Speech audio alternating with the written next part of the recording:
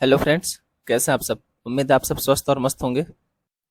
इस वीडियो में हम द हिंदी ट्यूटोरियल को हिंदी में डिस्कस करते हैं। उसके अलावा जो भी इंपॉर्टेंट करंट अफेयर रहता है हमारे एग्जाम की दृष्टि से, आईएएस पीसीएस के लिए जो भी इंपॉर्टेंट करंट अफेयर आता है उसके बारे में हम इसमें डिस्कस करते हैं। अगर इस वीडियो की पीडीएफ चाहिए तो आप टेलीग्राम से जुड़ सकते हैं। इसकी लिंक भी आपको डिस्क्रिप्शन बॉक्स में मिल जाएगी। उसके अलावा इसका नाम OR स्टडी पॉइंट है, आप टेलीग्राम पे जाकर सर्च भी कर सकते हैं। आज 30 सितंबर है। चलिए बिना किसी देरी के शुरू करते हैं आज का इंपॉर्टेंट डिस्कशन। अभी क्या हुआ, सूचना एवं प्रसारण मंत्रालय ने केबल टेलीविजन नेटवर्क नियम 1994 में संशोधन किए हैं, तो हम उस संशोधन के बारे में जानने वाले हैं। तो बात की जा रही है, सूचना एवं प्रसारण मंत्रालय ने केबल टेलीविजन नेटवर्क नियम 1994 में संशोधन करते हुए एक अधिसूचना जारी की है, जिसमें मल्टी सिस्टम ऑपरेटर MSO पंजीकरणों के नवीकरण हेतु एक प्रक्रिया शुरू की गई है। अब ये MSO क्या है, मल्टी सिस्टम ऑपरेटर क्या, आप देखेंगे कि एक ही रहता है ऑपरेट करने वाला, और ये बहुत सारे लोग सब्सक्राइबर रहते हैं इसके, यानी कि जो केबल रहता है, जैसे सेटअप बॉक्स कहते हैं जिसको, उस तरीके से आप देखें कि एक केंद्र रहता है एक सिटी में। उसके अलावा यहाँ पे ये सबको बहुत सारे लोग को केबल दे रहता है, हजारों लोग को केबल दे रहता है, और फिर मंथली पेमेंट करते हैं, फिर पहले से प्रीपेड रहता है, फिर उसके बाद उसको यूज करते हैं। तो ये मल्टी सिस्टम ऑपरेटर। इसके अलावा अंतिम छोर तक इंटरनेट की पहुंच बढ़ाने के लिए केबल ऑपरेटरों द्वारा ब्रॉडबैंड सेवा प्रदाताओं के साथ बुनियादी ढांचे को साझा करने हेतु नियमों में अनिवार्य प्रावधान शामिल किए गए हैं। ब्रॉडबैंड को आसान भाषा में वाईफाई कहते हैं। अभी जो MSO है, मल्टी सिस्टम ऑपरेटर है, इसके पंजीकरण के लिए नए जो नियम है, इसमें क्या क्या रखा है, इसके मुख्य विशेषताएं क्या, उसके बारे में जानते हैं। तो MSO पंजीकरण या पंजीकरण के नवीनीकरण के लिए सूचना एवं प्रसारण मंत्रालय के ब्रॉडकास्ट सेवा पोर्टल पर ऑनलाइन आवेदन करना पड़ेगा। यानी या तो आपको नया MSO चाहिए या फिर आपका MSO सर्टिफिकेट जो है उसको रिन्यू कराना है, तो दोनों के लिए आपको अब ऑनलाइन कराना पड़ेगा। और फिर ये जो MSO का रजिस्ट्रेशन होगा या जो इसका रिन्यू होगा, ये 10 साल के लिए होगा, 10 वर्षों के लिए होगा। और अगर इसको नवीनीकरण कराना है या रिन्यू कराना है तो इसके लिए प्रोसेसिंग शुल्क कितना रखा गया है, 1 लाख रुपए इसकी फीस रखी गई है। अगला है पंजीकरण के नवीनीकरण का आवेदन पंजीकरण की समाप्ति से पहले 7 से लेकर के 2 महीने की अवधि के भीतर करना होगा। यानी ये बात क्लियर है कि अगर किसी को रिन्यू करवाना है तो इसको ये ध्यान रखना है कि जिस दिन रिन्यू हुआ था या जिस दिन उन्होंने लिया था, इसको रजिस्टर करवाया था, उसके समाप्त होने की तिथि 10 वर्ष की तिथि रखी गई है कि 10 वर्ष के अंदर इसको कराना है। तो 10वां वर्ष जब चल रहा होगा तो इसमें 7 महीने से लेकर के 2 महीने की पहले, यानी ऐसा ना हो कि आज खत्म हो रहा है तो आज आप रिन्यू करवाने जा रहे हैं। मान लीजिए आज खत्म हो रहा है तो आज की डेट काउंट करेंगे, आज से लेकर के 7 से 2 महीने के पहले, अब यहाँ से इन दो इसके बीच में आपको इसको रिन्यू करवाना पड़ेगा। अगला बिंदु है नवीनीकरण प्रक्रिया कारोबार करने में सुगमता की दिशा में सरकार की प्रतिबद्धता के अनुरूप है, क्योंकि यह केबल ऑपरेटरों को अपनी सेवाएं बिना किसी रुकावट के जारी रखने के लिए निश्चितता प्रदान करेगी और इस तरह इस क्षेत्र को विदेशी निवेश के लिए आकर्षक बनाएगी। इससे पहले केबल टेलीविजन नेटवर्क नियम 1994 के तहत केवल नए MSO पंजीकरण ही प्रदान किए जाते थे, यानी जो MSO सर्टिफिकेट मिलता था इसको नए के रूप में रजिस्टर कराना पड़ता था, इसको रिन्यू नहीं करवा सकते थे आप, लेकिन अब इसको रिन्यू भी करवा सकते हैं। नियमों में MSO पंजीकरण के लिए वैधता की अवधि निर्दिष्ट नहीं की गई थी, लेकिन न ही ऑनलाइन आवेदन दाखिल करने की अनिवार्यता प्रकट की गई थी। यानी पहले क्या सिस्टम था, तो यहाँ पे 10 वर्ष वाला जो टैग लगा दिया, पहले 10 वर्ष की कोई अनिवार्यता ऐसी नहीं थी। उसके अलावा यहाँ पे रिन्यू कराने जैसा कोई मुद्दा नहीं था, आपको नया सब्सक्रिप्शन ही लेना पड़ता था। लेकिन अब क्या कर दिया गया कि 10 वर्ष की अवधि के लिए आपको मिलेगा और फिर इसको रिन्यू भी करवा सकते हैं, और आपको ऑनलाइन आवेदन दाखिल करना है। ये सारी चीजें बताई जा रही हैं।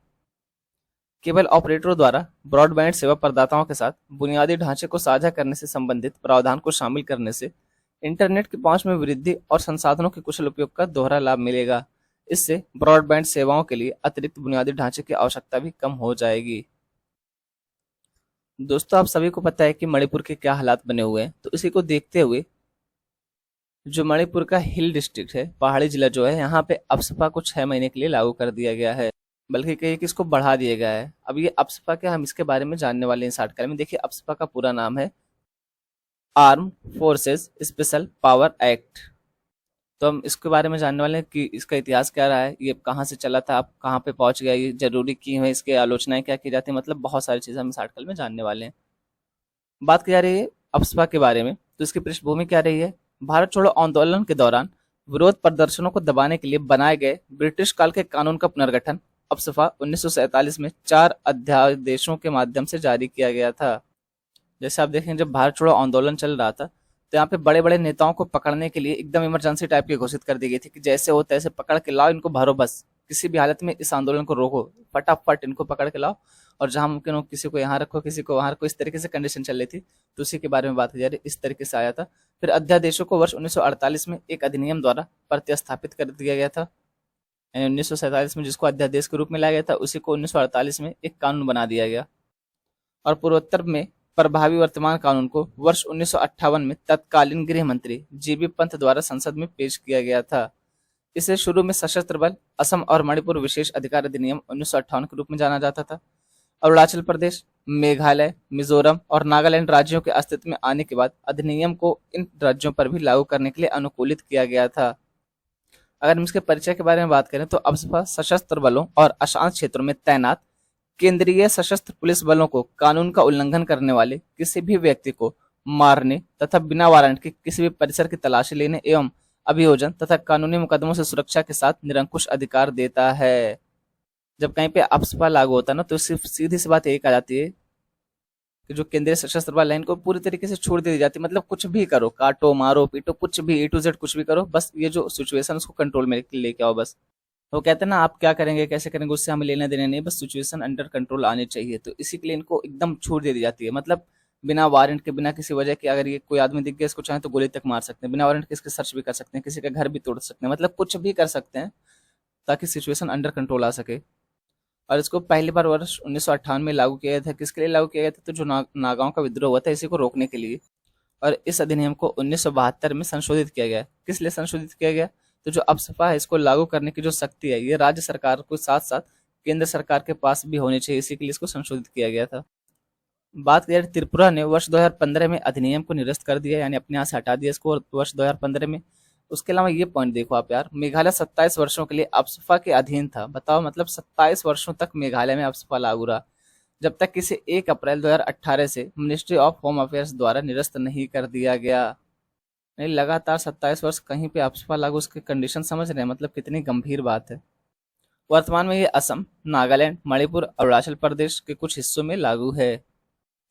अब हम अगर हम बात करें कि अधिनियम को लेकर के विवाद क्यों है, अब अधिनियम को लेकर के विवाद ना हो तो क्या आप खुद सोचिए कि इतना ज्यादा शक्ति दे दी गई कि कुछ भी करो, जान तक ले लो, गोली मार दो, किसी के घर की तलाशी लो बिना वारंट, मतलब कुछ भी करो, बस सिचुएशन को अंडर कंट्रोल लाओ। तो जाहिर सी बात है यार, इसको लेकर के विवाद होगा। अब यहाँ पे पहला पॉइंट ये आता है कि मानवाधिकारों का उल्लंघन हो रहा है। आप किसी की जान ऐसे ही ले रहे हो बिना किसी आधार पे। अगर आपको लग रहा है कि कहीं पे अफस्पा लागू और कोई आदमी बाहर टहलने जा रहा है, तो आपको लग रहा है इस बेस पे कि यार वो तो कुछ गलत कर सकता है, बस आपको शक है, आपको कुछ पता नहीं है, कोई इन्फॉर्मेशन नहीं, बस आपको शक है, आपने गोली मार दी, ये क्या बात हुई। इसी तरीके से आप किसी के भी घर में कभी भी घुस के जाके वारंट के बिना ही सर्च कर रहे हो। अब यहाँ पे बेटियां होंगी, उसकी बीवी होगी, बच्चे होंगे, कुछ भी होगा, मतलब यहाँ पे महिलाएं होंगी, तो फिर उनके साथ बदतमीजी करने की भी संभावना बढ़ जाती है। कई बार ये आरोप लगता है कि महिलाओं के साथ दुर्व्यवहार किया गया है हमारे इंडियन आर्मी के द्वारा, ये जो केंद्रीय सशस्त्र बल है इनके द्वारा। तो ये बहुत ही शर्मनाक बात हो जाती है, क्योंकि हमारी आर्मी जो है ना यार, उसके साथ इमोशन जुड़ा हुआ है। मतलब आर्मी और भी देशों के, लेकिन वो लोग इस तरीके से उनको इज्जत नहीं दी जाती, उस तरीके से उनके अंदर देशभक्ति नहीं पाई जाती है जैसे कि हमारे देश के अंदर है। हमारे देश के अंदर आर्मी का मतलब इमोशन है, ना कि सिर्फ एक इंसान है। तो कई बार इनके ऊपर आरोप भी लगने शुरू हो जाते हैं। अब बताइए, एक आदमी के ऊपर आरोप लग रहा है, उसकी वजह से पूरी टीम शर्मिंदा हो रही है, पूरी आर्मी के ऊपर इल्जाम लगने लग जाता है। कई बार वही चीज इनके ऊपर आरोप लग चुका है कि ये लोग फर्जी मुठभेड़ में किसी को भी मार देते हैं। मान लीजिए कहीं किसी क्षेत्र में इनकी तैनाती हुई है और यहाँ पे किसी व्यक्ति ने कभी कुछ कर दिया है, कभी विरोध प्रदर्शन किया था और इत्तेफाक से इनकी तैनाती हो गई और अफस्पा लागू हो गया। अब ये लोग क्या करेंगे? उसको निपटा देंगे। या फिर कई बार क्या होता है कि इसका राजनीतिक रूप से प्रयोग किया जाने लगता है कि अगर सामने वाले को निपटाना है और यहाँ पे अफस्पा लागू है तो बोलेंगे इसको निपटा दो, कौन सा कोई देखना है, और अफस्पा तो लागू है ही। तो इस तरीके से इसका राजनीतिक दुरुपयोग भी किया जा सकता है। इससे ये सारे मुद्दे जुड़े हुए हैं। अच्छा, अफस्पा से संबंधित जीवन रेड्डी समिति की सिफारिशें क्या थी, हम उसके बारे में बात करें तो नवंबर 2004 में केंद्र सरकार ने पूर्वोत्तर राज्यों में अधिनियम के प्रावधानों की समीक्षा के लिए न्यायमूर्ति बीपी जीवन रेड्डी की अध्यक्षता में 5 सदस्यीय समिति गठित की थी। अच्छा, समिति ने क्या बताया था उसके बारे में अगर हम बात करें तो अफस्पा को निरस्त करने के लिए कहा था इस समिति ने, और गैर कानूनी गतिविधियां रोकथाम अधिनियम 1967 में उचित प्रावधान शामिल किए जाने चाहिए, ऐसी सिफारिश की थी। सशस्त्र बलों और अर्धसैनिक बलों की शक्तियों को स्पष्ट रूप से निर्दिष्ट करने हेतु गैर कानूनी गतिविधि अधिनियम को संशोधित किया जाना चाहिए तथा प्रत्येक जिले में जहां सशस्त्र बल तैनात हैं शिकायत प्रकोष्ठ स्थापित किए जाने चाहिए। शिकायत प्रकोष्ठ क्या है? मतलब कंप्लेन सेल, यानी कि जैसे मान लीजिए कोई ये सुरक्षा कर्मी है, कोई आर्मी का व्यक्ति है, कोई एसएसबी का है, कोई सीआईएसएफ का, अगर इनके खिलाफ शिकायत करें तो आदमी कहाँ करेगा शिकायत? तो इन सब की शिकायत के लिए एक जगह होनी चाहिए ना। तो वही बात की जा रही है कि प्रत्येक जिले में एक शिकायत प्रकोष्ठ या कंप्लेन सेल होनी चाहिए, जहाँ पे इनके खिलाफ भी शिकायत की जा सके कि इन्होंने दुर्व्यवहार किया है या इन्होंने अपनी शक्ति का अनुचित प्रयोग किया है। तो इनके बारे में शिकायत करने के लिए ये चीज बताई जा रही है। दूसरी एआरसी की सिफारिशें क्या है? सार्वजनिक व्यवस्था पर दूसरे प्रशासनिक सुधार आयोग एडमिनिस्ट्रेटिव रिफॉर्म कमीशन की 5वीं रिपोर्ट में भी अफस्पा को निरस्त करने की सिफारिश की गई है। हालांकि इन सिफारिशों को लागू नहीं किया गया है। वो तो सबको पता है, लागू किया गया होता तब तक ये वर्तमान में मणिपुर में 6 महीने के लिए बढ़ाया थोड़ी ना जाता। इस अधिनियम को लेकर के सर्वोच्च न्यायालय क्या कहता है उसके बारे में अगर हम बात करें तो वर्ष 1998 में सर्वोच्च न्यायालय ने अपने एक निर्णय Naga people's movement of human rights बनाम यूनियन ऑफ इंडिया में अफस्पा की संवैधानिकता को बरकरार रखा था। यानी यहाँ पे ये कहा था सुप्रीम कोर्ट ने कि ये जो लगाया जा रहा है अफस्पा, ये ठीक है, ये असंवैधानिक नहीं है, संविधान के हिसाब से ये ठीक है। अब इस निर्णय में सर्वोच्च न्यायालय ने क्या कहा था उसके प्रमुख बिंदु जानते हैं। तो बात की जा रही केंद्र सरकार द्वारा स्व प्रेरणा से घोषणा की जा सकती है। हालांकि यह वांछनीय है कि घोषणा करने से पहले राज्य सरकार को केंद्र सरकार से परामर्श लेना चाहिए। यानी केंद्र सरकार अगर चाहती है तो अपने बेस पे इसको लागू कर सकती है, इसके लिए किसी और की आवश्यकता नहीं। लेकिन अगर राज्य सरकार चाहती है कि हम इसको लागू करें तो उसके लिए केंद्र सरकार से इसको परमिशन लेनी पड़ेगी, परामर्श करना पड़ेगा। अब ये क्यों? क्योंकि यहाँ पे लगेगा कौन? तो यहाँ पे लगेगा केंद्रीय सशस्त्र बल, जो सेंट्रल आर्म फोर्सेस है, उसको लगाया जा रहा है। तो जाहिर सी बात है केंद्र के अंतर्गत आता है, तो केंद्र से बिना परामर्श के कैसे आप लागू कर सकते हैं? घोषणा एक सीमित अवधि के लिए होनी चाहिए और घोषणा की समय समय पर समीक्षा हेतु 6 महीने की अवधि समाप्त हो गई है। एंड सुप्रीम कोर्ट ने यह कहा कि अगर आप कहीं इसको लागू कर देते तो अनिश्चित काल तक लागू मत कीजिए, 6 महीने के लिए लागू कीजिए या फिर 8 महीने के लिए, मतलब एक निश्चित अवधि के लिए लागू कीजिए। और जो 6 महीने में बार बार इसको रिव्यू करना था उसको हटा दीजिए। अब देखते रहिए कि क्या टाइम है। अब मान लीजिए कहीं पे 2 ही महीने तक का काम था, अब वहाँ पे लगातार 6 महीने क्यों लगाए रखना है? अगर 2 महीने में काम खत्म हो जा रहा है, वहाँ पे शांति स्थापित हो जा रही है, तो लगातार 6 महीने क्यों लगाएंगे? तो ये सारी चीजें सुप्रीम कोर्ट ने कही थी। उसके अलावा ये भी कहा था सुप्रीम कोर्ट ने कि अफस्पा जहां लागू है, अगर यहाँ पे कोई अधिकारी है जो अपनी शक्तियों का प्रयोग कर रहा है तो इसको ये कोशिश करनी चाहिए कि बल का कम से कम प्रयोग करे। ऐसा नहीं कि अगर किसी से थोड़ी सी भी तू मैम होगी तो तुरंत गोली निकालो और दाग दो, तुरंत उड़ा दो उसको। ऐसा नहीं है। यहाँ पे ये कहा कि जब एकदम अनिवार्य हो जाए कि अब बल के अलावा कुछ और नहीं चलने वाला, तभी बल का प्रयोग किया जाए, अन्यथा यहाँ पे जितना भी मुमकिन हो सके बल का कम से कम प्रयोग किया जाए। आगे की राह क्या हो? तो वर्षों से कई मानवाधिकार उल्लंघन की घटनाओं के कारण अधिनियम की यथास्थिति अब स्वीकार्य समाधान नहीं है। अफस्पा उन क्षेत्रों में उत्पीड़न का प्रतीक बन गया है जहां इसे लागू किया गया है। इसलिए सरकार को प्रभावित लोगों को संबोधित करने और उन्हें अनुकूल कार्रवाई के लिए आश्वस्त करने की आवश्यकता है। सरकार को मामले दर मामले आधार पर अफस्पा को लागू करने और हटाने पर विचार करना चाहिए तथा पूरे राज्य में इसे लागू करने के बजाय केवल कुछ संवेदनशील जिलों तक सीमित करना चाहिए। सरकार और सुरक्षा बलों को सर्वोच्च न्यायालय, जीवन रेड्डी आयोग और राष्ट्रीय मानवाधिकार आयोग द्वारा निर्धारित दिशा निर्देशों का भी पालन करना चाहिए। अब देखिए यहाँ पे आर्टिकल 21 का भी तो उल्लंघन हो जाता है जहाँ अफस्पा लागू, क्योंकि यहाँ ये क्या कहता है, गरिमापूर्ण जीवन जीने का मौलिक अधिकार है आपके पास। अब यहाँ पे जहाँ अफस्पा लागू है, आपको देखते ही गोली मार देने का आदेश दे दिया गया है। आपके घर की कभी भी तलाशी हो सकती है। अब आपके घर में कौन किस हालत में है, किसके घर में बहन है, किसके घर में बेटी है, किसके घर में कौन सी स्थिति में कौन रह रहा है। मान लीजिए रात के 10 बजे आप सो रहे हैं, अचानक से यहाँ पे आके पुलिस वाले छापा मार दें, सॉरी पुलिस वाले नहीं, सेंट्रल आर्म फोर्सेस वाले ये आके छापा मारने लग गए और कहें कि अफस्पा लागू है तो हम कुछ भी कर सकते हैं, तो ये तो बहुत खराब स्थिति बन सकती है ना, दयनीय स्थिति हो सकती है। तो ये सारी बहुत सारी दिक्कतें देखने को मिलती है। इन्हीं से निपटने के लिए अब यहाँ पे अफस्पा जैसी स्थिति को कहा जा रहा है कि इसको हटा दिया जाए तो ही ज्यादा बेहतर है, क्योंकि वर्तमान समय में ये एक तरीके का तानाशाही का संकेत देता है। अब ये रहा आपका 2015 में अफस्पा से जुड़ा हुआ क्वेश्चन, अगर आप चाहें तो इसको लिख सकते हैं। मानवाधिकार सक्रियतावादी लगातार इस विचार को उजागर करते हैं कि सशस्त्र बल विशेष शक्तियां अधिनियम 1958 एक क्रूर अधिनियम है जिससे सुरक्षा बलों द्वारा मानवाधिकार के दुरुपयोग के मामले उत्पन्न होते हैं। इस अधिनियम की कौन सी धाराओं का सक्रियतावादी विरोध करते हैं?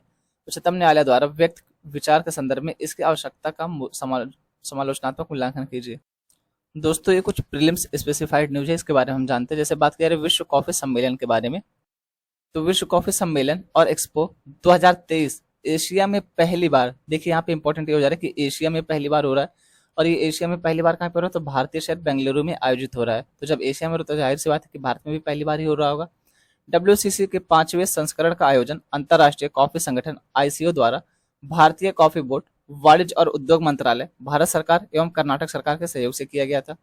विश्व कॉफी सम्मेलन 2023 की मुख्य विशेषताएं क्या रही हैं? तो WCC एक द्विवार्षिक कार्यक्रम है, यानी इसको प्रत्येक दूसरे वर्ष पे किया जाता है, ना कि प्रत्येक वर्ष पे आयोजित किया जाता है, तो इसको ध्यान में रखेंगे। जो ICO द्वारा आयोजित किया जाता है यह एक संयुक्त राष्ट्र संबद्ध निकाय है जो वैश्विक कॉफी क्षेत्र का प्रतिनिधित्व करता है, यानी कि UN से रिलेटेड है ये भी। WCC संवाद ज्ञान आदान प्रदान, नेटवर्किंग और उद्योग की चुनौतियों एवं अवसरों पर सहयोग के लिए विश्व में कॉफी हितधारकों को एकजुट करता है।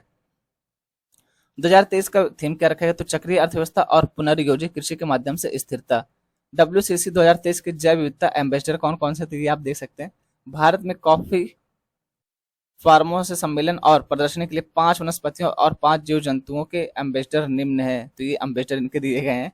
ये सही है यार, ये देखो कितनी अच्छी बात है कि इनको एम्बेसडर बनाया गया, ना कि किसी एक्टर एक्ट्रेस को। इसके लिए शुभंकर या मैस्कोट क्या रखा गया है, तो 5वें WCC का आधिकारिक शुभंकर कॉफी स्वामी भारतीय परंपरा की समकालीन अपील के साथ सहजता से जुड़ाव का प्रतीक है, यानी इसका मैस्कोट रखा गया कॉफी स्वामी। ये है कॉफी स्वामी भाई साहब।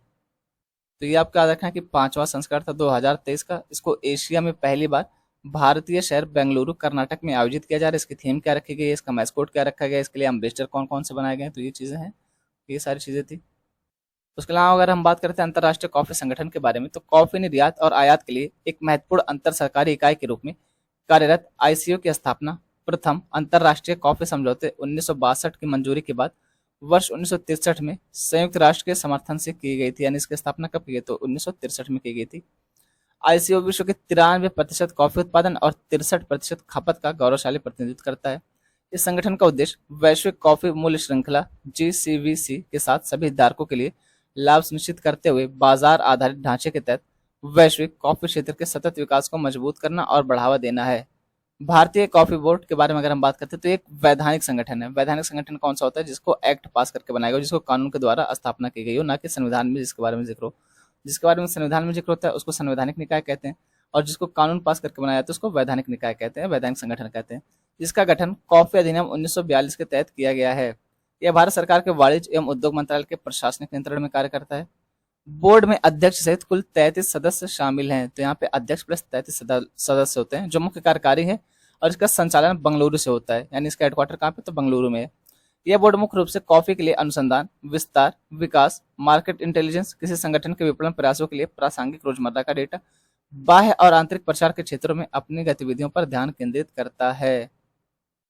तो इस टॉपिक में हमने क्या क्या जान लिया, कॉफी सम्मेलन कहाँ पे हो रहा है 5वां वाला। उसके अलावा यहाँ पे अंतर्राष्ट्रीय कॉफी संगठन के बारे में जाना, भारतीय कॉफी बोर्ड के बारे में जाना, उसका मैस्कोट क्या है, थीम क्या है, ये सारी चीजें हमने देखी। अगला टॉपिक है Times Higher Education World University Ranking 2024। हाल ही में टाइम्स हायर एजुकेशन की वर्ल्ड यूनिवर्सिटी रैंकिंग 2024 का 20वां संस्करण जारी किया गया है, जिसमें 91 भारतीय संस्थानों को स्थान मिला, और अभी तक ये सबसे हाई भारतीय संस्थानों को, सबसे अधिक भारतीय संस्थानों को स्थान मिला इसमें। वर्ष 2024 रैंकिंग में 108 देशों और क्षेत्रों के 1904 विश्वविद्यालय शामिल हैं। विश्वविद्यालय रैंकिंग 2024 की मुख्य विशेषताएं क्या है, तो इसमें बात करें मानदंड क्या रखे गए थे, पैरामीटर्स क्या रखे गए थे, जिसके आधार पर रैंकिंग दी गई है। तो वर्ष 2024 की रैंकिंग 5 क्षेत्रों में 18 प्रमुख संकेतकों के आधार पर विश्व में अनुसंधान गहन विश्वविद्यालयों का व्यापक मूल्यांकन करते हैं, जिनमें शिक्षण के लिए 29.5% भार दिया गया है, अनुसंधान वातावरण के लिए 29% भार दिया गया है, अनुसंधान गुणवत्ता के लिए 30%, उद्योग के लिए 4% और अंतर्राष्ट्रीय दृष्टिकोण के लिए 7.5% का भार रखा गया था इसमें। अगर हम बात करें भारतीय विश्वविद्यालयों का प्रदर्शन कैसा रहा इसमें, तो रैंकिंग वितरण अगर हम देखते हैं, भारत के शीर्ष विश्वविद्यालय भारतीय विज्ञान संस्थान IISc ने वर्ष 2017 के बाद पहली बार 201 से लेकर के 250 बैंड में आने वाले वैश्विक शीर्ष 250 विश्वविद्यालयों में वापसी की है। यानी टॉप 201 से लेकर के 250 के अंतर्गत कौन आया है, तो IISc बेंगलुरु आया है। भारत में दूसरे सर्वोच्च रैंक वाले विश्वविद्यालय अन्ना विश्वविद्यालय, जामिया मिलिया इस्लामिया, महात्मा गांधी विश्वविद्यालय, Shoolini university of biotechnology and management sciences है। ये सभी 501 से लेकर के 600 की कैटेगरी में शामिल हैं। इस वर्ष भारतीय विश्वविद्यालयों ने महत्वपूर्ण उपलब्धियां हासिल की, जिनमें देश के 5 शीर्ष विश्वविद्यालय भी शामिल हैं। चौथा सर्वश्रेष्ठ प्रतिनिधित्व वाला राष्ट्र, भारत अब विश्वविद्यालय रैंकिंग में चौथा सबसे अच्छा प्रतिनिधित्व वाला देश बन गया है। इस सूची में रिकॉर्ड तोड़ 91 भारतीय संस्थान शामिल किए गए हैं। ये रही भारतीय विश्वविद्यालयों की रैंकिंग, ये 2024 की रैंकिंग दी गई है, 2023 की रैंकिंग दी गई। तो आप देख सकते हैं Indian institute of science Bengaluru इस बार ये 201 से लेकर के 250 की कैटेगरी में आया है, जबकि पिछली बार ये यहाँ पे था तो 251 से लेकर के 300 की कैटेगरी में था। फिर उसके बाद आता है अन्ना यूनिवर्सिटी, जामिया मिलिया इस्लामिया, तो ये कैटेगरी दी गई है, आप देख सकते हैं यहाँ से। अगर हम ये वैश्विक स्तर पर बात करें, इसमें शीर्ष विश्वविद्यालय कौन कौन से रहे, तो ऑक्सफोर्ड विश्वविद्यालय यूके ने सर्वोच्च रैंक हासिल की। उसके बाद स्टैनफोर्ड विश्वविद्यालय यूएसए और Massachusetts institute of technology MIT USA का स्थान रहा है। पहले पर कौन है? तो यूनिवर्सिटी ऑफ ऑक्सफोर्ड है। कहाँ की है? तो यूनाइटेड किंगडम की है। रैंक कौन सी इसकी? पहली है। फिर कौन आता है? तो स्टैनफोर्ड यूनिवर्सिटी यूएसए की दूसरे स्थान पर। फिर मैसाचुसेट्स इंस्टीट्यूट ऑफ टेक्नोलॉजी है यूनाइटेड स्टेट की, ये तीसरे स्थान पर। इस तरीके से रैंकिंग दी गई, आप देख सकते हैं। बात करें एशियाई विश्वविद्यालयों का प्रतिनिधित्व, तो इस रैंकिंग में एशिया सबसे अधिक प्रतिनिधित्व वाला महाद्वीप है, जिसमें 737 विश्वविद्यालय भाग लेते हैं। चीन और जापान ने अपनी रैंकिंग में उल्लेखनीय सुधार किया, जिससे शीर्ष 200 में एशियाई विश्वविद्यालयों की संख्या में वृद्धि हुई है। शिक्षा से संबंधित भारतीय पहले कौन कौन से? तो विशिष्ट संस्थान इंस्टीट्यूशन ऑफ इमिनेंस IOE, राष्ट्रीय शिक्षा नीति 2020, प्रभावशाली अनुसंधान नवाचार और प्रौद्योगिकी इम्प्रिंट, उच्चतर आविष्कार योजना। तो इसके बारे में हमने अभी कल ही डिस्कस किया है, राष्ट्रीय शिक्षा नीति के बारे में बहुत ही डिटेल में। इस टॉपिक में हम बात करने वाले हैं एक योजना के बारे में, उसका नाम है राष्ट्रीय वैश्विक योजना। इस चर्चा में तो पूरे भारत में वरिष्ठ नागरिकों और दिव्यांग व्यक्तियों को सशक्त बनाने की एक महत्वपूर्ण पहल के तहत भारत सरकार के सामाजिक न्याय और अधिकारिता मंत्रालय ने एक साथ 72 स्थानों पर सामाजिक अधिकारिता शिविर का आयोजन किया। इन शिविरों का उद्देश्य क्या है? तो राष्ट्रीय वैश्विक योजना के तहत 12,000 से अधिक विकलांग व्यक्तियों और वरिष्ठ नागरिकों को विभिन्न प्रकार की सहायता एवं सहायक उपकरण वितरित करना है। राष्ट्रीय वैश्विक योजना के बारे में अगर हम बात करते हैं तो इसे वर्ष 2017 में सामाजिक न्याय और अधिकारिता मंत्रालय द्वारा लॉन्च किया गया था। यह वरिष्ठ नागरिक कल्याण कोष से वित्त पोषित केंद्रीय क्षेत्र की एक योजना है। अब यहाँ पे एक इंपॉर्टेंट दिया है केंद्रीय क्षेत्र की योजना। तो केंद्रीय क्षेत्र की योजना वो होती है जहाँ पे 100% पैसा केंद्र सरकार देती है, और एक होता है केंद्र प्रायोजित योजना। तो यहाँ पे केंद्र सरकार और राज्य सरकार दोनों मिलकर पैसा देती है। तो इस योजना के तहत, राष्ट्रीय वैश्विक योजना के तहत 100% पैसा केंद्र सरकार देने वाली है। यह योजना सामाजिक न्याय और अधिकारिता मंत्रालय के तहत कृत्रिम अंग निर्माण निगम अलिम्को एक सार्वजनिक उपक्रम द्वारा कार्यान्वित की जा रही है। इसकी विशेषताएं क्या? तो योजना के लिए पात्रता मानदंड इस प्रकार हैं। वरिष्ठ नागरिक हो गए, गरीबी रेखा से नीचे यानी कि BPL श्रेणी, और उम्र से संबंधित अक्षमता या समर्थता से पीड़ित व्यक्ति इसके लिए पात्र हैं। यह योजना पात्र वरिष्ठ नागरिकों को उनके विकलांगता या दुर्बलता के अनुरूप निःशुल्क उपकरण वितरित करने का कार्य करती है। योजना के तहत समर्थित उपकरण इसके तहत चलने के लिए प्रयोग की जाने वाली छड़ी हो गया, कोहनी की बैसाखी हो गई, वॉकर या बैसाखी हो गई, ट्राईपॉड या क्वाडपॉड, श्रवण यंत्र, व्हील चेयर, कृत्रिम दांत और चश्मा प्रदान किए जाते हैं। मतलब इसके अंतर्गत कौन कौन से उपकरण दिए जाते हैं? तो जैसे कृत्रिम दांत हो गया, चश्मा हो गया, उसके अलावा जो व्हील चेयर होती है वो दिए जाते हैं, और जो किसी को सुनने में दिक्कत होती है तो उसके लिए सुनने वाली मशीन दी जाती है। ये सारी चीजें इसके तहत दी जाती हैं। इस योजना से पूरे देश में 5 लाख से अधिक वरिष्ठ नागरिकों को लाभ होने की उम्मीद है। भारत में वरिष्ठ नागरिकों से संबंधित अन्य कौन कौन सी पहल चलाई जा रही है? तो वृद्ध व्यक्तियों पर राष्ट्रीय नीति NPOP, राष्ट्रीय सामाजिक सहायता कार्यक्रम, प्रधानमंत्री वय वंदना योजना, संपन्न परियोजना, ये सारी हैं। उसके अलावा राष्ट्रीय वैश्विक योजना के अलावा अगला टॉपिक है गुजरात में कोनो कार्प्स पौधों पर प्रतिबंध। गुजरात सरकार ने वन और गैर वन दोनों क्षेत्रों में गैर स्वदेशी प्रजाति कोनो कार्प्स पौधों के रोपण पर प्रतिबंध लगा दिया है। सरकार ने पर्यावरण और मानव स्वास्थ्य पर पेड़ों के प्रतिकूल प्रभाव का हवाला दिया। इससे पहले तेलंगाना ने भी इन पौधों की प्रजातियों पर प्रतिबंध लगा दिया था। वैश्विक स्तर पर उष्णकटिबंधीय और उपोष्णकटिबंधीय तटीय क्षेत्रों में पाई जाने वाली और तेजी से बढ़ने वाली मैंग्रोव झाड़ी कोनोकाप्स पेड़ कुछ क्षेत्रों में हरित आवरण को बढ़ावा देने के लिए लगाए गए हैं। हालांकि उनके छोटे शीतकालीन फूल पराग उत्पन्न करते हैं, जो सर्दी, खांसी, अस्थमा और एलर्जी जैसी स्वास्थ्य समस्याओं का कारण बन सकते हैं। मतलब इतनी बड़ी बड़ी समस्या हो सकती है, सर्दी, खांसी, अस्थमा और एलर्जी जैसी स्वास्थ्य समस्या हो सकती है। इसलिए इनके रोपण पर प्रतिबंध लगा रही गुजरात सरकार। और इसके पहले कौन लगाया था? तो तेलंगाना इसके पहले लगा चुका है इनके ऊपर प्रतिबंध। इसके अलावा उनकी गहरी जड़ें आधारभूत संरचना, विशेषकर जल निकासी प्रणालियों को नुकसान पहुंचा सकती हैं। अगला टॉपिक है अर्बन शिफ्ट एशिया फोरम। हाल ही में पहला अर्बन शिफ्ट फोरम एशिया नई दिल्ली में आयोजित किया गया। इसका प्राथमिक उद्देश्य एकीकृत और टिकाऊ शहरी विकास के लिए क्षेत्रीय शहरों को प्रशिक्षण तथा उनकी क्षमता को बढ़ाना है। अर्बन शिफ्ट शहरी विकास और WRI Ross centre for sustainable cities के अंतर्गत एक वैश्विक पर्यावरण सुविधा GEF वित्त पोषित कार्यक्रम है। इसका नेतृत्व संयुक्त राष्ट्र पर्यावरण कार्यक्रम यानी कि यूनिप द्वारा किया जाता है और C40 शहरों, अंतर्राष्ट्रीय स्थानीय पर्यावरण पहल परिषद UNDP, एशियाई विकास बैंक तथा विश्व बैंक के साथ साझेदारी में कार्यान्वित किया जाता है। अब यहाँ पे इंपॉर्टेंट हो जाता है क्योंकि यहाँ लगा है पहला, और जहाँ भी पहला पहली पहले लग जाए तो अपने आप ही थोड़ा सा इंपॉर्टेंट हो जाता है। ये नेक्स्ट टॉपिक है। इस टॉपिक में हम बात करने वाले हैं पेंगोलिन के बारे में। आप पेंगोलिन की फोटो देख सकते हैं। एक्चुअली क्या हुआ था, अभी इसकी नई प्रजाति के बारे में पता चला, इस वजह से चर्चा में आ गया, तो हम जानते हैं इसके बारे में।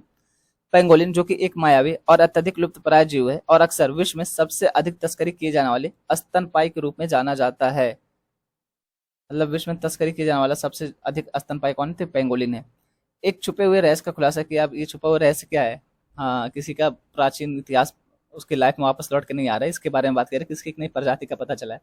पहले माना जाता था कि इसमें 8 प्रजातियां, 4 एशियाई और 4 अफ्रीकी प्रजातियां शामिल हैं। शोध से 9वीं पेंगोलिन प्रजाति के अस्तित्व का पता चला है। अब इसका नाम क्या रखा गया है, जिसको अस्थायी रूप से मैनिस मिस्टीरिया नाम दिया गया है। मिस्टीरिया क्योंकि यहाँ पे आप देख सकते हैं रहस्य का खुलासा किया, तो मिस्ट्री मतलब होता है रहस्य, इसी से अभी इसको अस्थायी रूप से नाम दिया गया है। फिर और विश्लेषण करके इसका कुछ नाम रखेंगे। ये खोज वर्ष 2015 और वर्ष 2019 में चीन के यूनान प्रांत में तस्करों से जब्त किए गए शल्क स्केल्स के विश्लेषण के माध्यम से की गई थी। वर्ष 2016 से अंतर्राष्ट्रीय व्यापार पर प्रतिबंध के बावजूद नई खोजी गई पेंगोलिन प्रजाति पहले से ही दबाव में है, जिससे घटती जनसंख्या, कम आनुवंशिक विविधता, अंतः प्रजनन और आनुवंशिक भार जैसे लक्षण दिखाई दे रहे हैं। ये अगला टॉपिक है। बात करें शंघाई सहयोग संगठन के सदस्यों के व्यापार और वित्त मंत्रियों की बैठक। हाइब्रिड मोड, हाइब्रिड मोड का क्या मतलब है कि ऑफलाइन भी और ऑनलाइन भी 27 सितंबर 2023 को आयोजित की गई। तो ये सारी उसके बारे में जानकारी हमारी तरफ से कौन शामिल हुआ, बाकी ये सारी चीजें हैं। और ये रहा आपका मेंस एस्से का क्वेश्चन। तो अब इस इससे को चाहे आप आज लिखिए चाहे कल लिखिए, आपको जैसे भी सुविधा आप उस दिन लिखिएगा, लेकिन लिखिएगा जरूर। चाहे आप इसके बारे में 100 शब्द लिखिए, चाहे इसके बारे में 1 लाइन लिखिए, चाहे 10 शब्द लिखिए, पर लिखिए जरूर यार, क्योंकि इसका यही एक तरीका है। जब तक लिखेंगे नहीं ना तब तक कुछ भी नहीं हो सकता है। अगर आप ये सोच रहे कि कोई आपको ऐसे तरीका बता देगा कि देखो ऐसे ऐसे लिखना, पहले ये कर लो फिर वो कर लो फिर वो कर लो, तो ये चीज ठीक नहीं है। क्योंकि मान लीजिए हमने इस इससे का आंसर आपको बता दिया कि इसकी फॉर्मेटिंग ऐसे करनी, इसको ऐसे लिखना है। अब यूपीएससी है, वो क्या पूछेगा किसी को नहीं पता है, और यहाँ पे एक साइंटिस्ट ने ना जाने कितने सारे सेंटेंस दिए हैं। इसी तरीके से एक विद्वान ने मान लीजिए अगर 10 सेंटेंस भी दिए होंगे, उन्होंने 10 बातें कही होंगी, तो इतने सारे विद्वान है दुनिया में, इतने सारे विद्वान है भारत में। अब किनका कौन सा स्टेटमेंट लेके यहाँ पे आपसे इससे में पूछ ले, किसी को तो पता है नहीं, तो हम कितने का किसी फिक्स आंसर तो है नहीं कि कोई फिक्स आंसर दे दें कि चलो ये फिक्स आंसर इसी को लिख के आ जाना, आपका सिलेक्शन हो जाएगा। इसका यही एक तरीका है कि इस तरीके का इससे लिखने का कि जितना ज़्यादा प्रैक्टिस करेंगे। तो मेरी आप सबसे यही उम्मीद है, यही दरखास्त है, यही रिक्वेस्ट है कि इस हिस्से को लिखिए। चाहे आप 100 शब्द लिख पाएं, 10 शब्द लिख पाएं, 1 लाइन लिख पाएं, 2 पेज लिख पाएं, जितना आप लिख सकते हैं उतना लिखिए, लेकिन इसको लिखिएगा जरूर। अभी आप अपने सुविधा के हिसाब से देख लीजिए, आज लिखेंगे कि कल लिखेंगे, जैसे भी आपको सुविधा हो। यहीं तक रखते हैं आज की वीडियो। बोलने में जो भी गलती उसके लिए दिल से सॉरी। आप सबके सपोर्ट के लिए बहुत बहुत थैंक यू। एक्चुअली मुझे आज कहीं जाना भी है, तो थोड़ा सा लेक्चर कम ही है, उसके लिए माफ़ करिएगा। थोड़ी सी है कुछ इशू, लेकिन कल से सही हो जाएगा। ठीक है, कल से अपना सब लाइन पे आ जाएगा, गलती भी कम होगी बोलने में।